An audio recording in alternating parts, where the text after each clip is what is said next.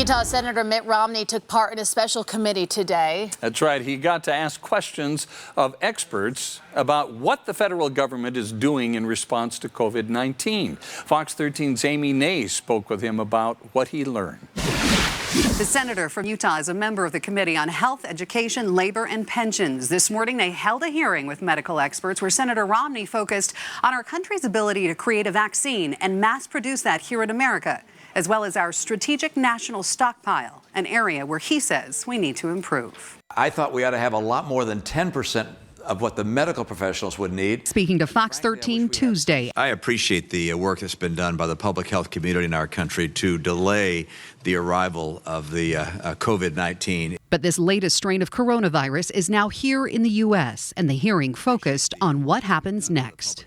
What percentage of what we would need for our medical professionals is in the strategic national stockpile? So I can give you a rough order of magnitude. It depends what kind of, like you said, severe pandemic, 10% of what we need. I can't believe that we, Congress, I'm not blaming the administration. This is Congress in appropriating, and it's prior administrations as well.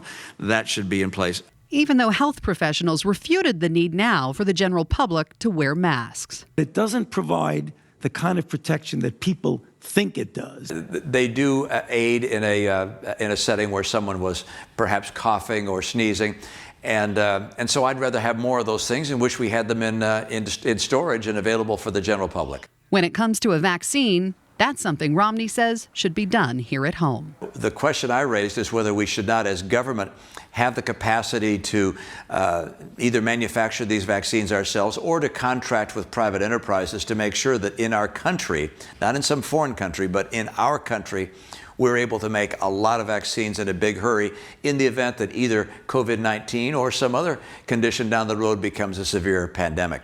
On a positive note, the senator said he was happy to hear from the experts in today's hearing that treatments will become available to current patients with the coronavirus soon, and that the speed at how all of this is developing within our healthcare community he found impressive. Amy Nays, Fox 13 News, Utah.